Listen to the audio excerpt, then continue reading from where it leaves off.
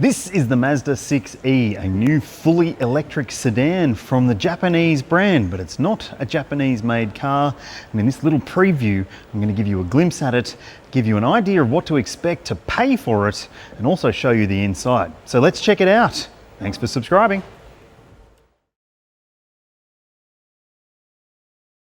Mazda Australia hasn't confirmed the exact pricing for the 6e just yet, but you can expect it to start below $55,000 before on-road costs, and it's going to come handsomely spec'd as well, with lovely lighting technology on the outside, nice big wheels, a beautiful interior trim with some really great technology inside, big screens of course, and much more. And it's also got a pretty big battery pack with lots of EV driving range. So let's talk about that now. There's only going to be one version of the 6e on offer in terms of the battery spec, and it's a 78 kilowatt hour LFP battery, offering up more than 500 Ks of EV driving range. Now, in terms of the power, it has 190 kilowatts and it's a rear-wheel drive sedan. So yes, that means the motor is at the back. And on this particular European spec model, the charge port is on this side of the vehicle, the driver's side. Wonder if that'll change for our market. We'll have to wait and see. Might not be ideal for curb parkers if it doesn't change, but you've got AC charging, of course, and DC charging. Still to be confirmed what the rates for those charging applications are, but of course it's going to have a whole heap of EV range with more than 500 Ks available. But I'd love to know if you think that's going to be enough for you to consider an electric Mazda. Now, if you're not aware, this Mazda 6e is also called the EZ6, and it's also a Chinese-built product based on a Changan or Deepal model. The sedan that it's based on from China looks fantastic, and I think this one does too. And just have a look at the size of it. It is certainly going to be a fitting replacement for the existing Mazda 6, but it will only be available as this hatchback sedan model. No wagon on offer this time around. But there is a EZ60 electric SUV that's based on the same platform, and Mazda Australia is very eager to have that as part of its model range too. But let's have a look at what's on offer in terms of the practicality here. First and foremost, you do have some pretty peculiar door handles. They sort of the push in and pull out ones.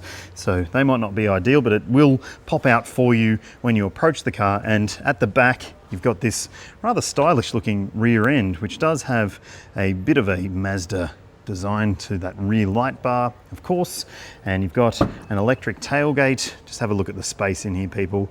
Good amount of cargo capacity, certainly going to be family friendly and grandparent friendly, I would suggest, for the type of buyer who might be considering this one. Underneath the boot floor, you will not find a spare, but that's not unusual. But you will find underneath the bonnet a frunk. Let's have a look at it. Just open that door if I can ever get those hands used to those handles. And here we go. There you go. That is quite a frunk. Because there is no motor at the front, it's exclusively a rear-wheel drive model. You do get a massive amount of cargo capacity under the bonnet. Quite helpful. All right, let's have a quick look at the interior of the Mazda 6e, and I'm going to do a much more detailed take on the interior here when the steering wheel's on the correct side. But first and foremost, the controls are not Mazda-y. They are certainly donor vehicle, Deepal style controls, and so are the fonts on the screens. And I'm a bit of a font guy, people, so it might not gel with you if it doesn't gel with me. But hey, what do you think about this massive touchscreen media system? Very different to any other Mazda screen in the model range right now. Of course, you've got a number of different controls and usability functions, but hey, I'm not going to go much more on the tech details here because there's still a lot to be confirmed. But I will comment on the fact that you've got these lovely seats with beautiful trim, and yes, Mazda embossed into the seat back there. Just have a look at this Alcantara and leather finish. It looks amazing, certainly keeping in line with the Mazda 6 of years gone by, although maybe the pink light won't suit your desires, but it is a configurable ambient light setup in here. And it feels upmarket, it feels modern, and it feels high tech in the front. So let's check out the back seat space quickly, shall we?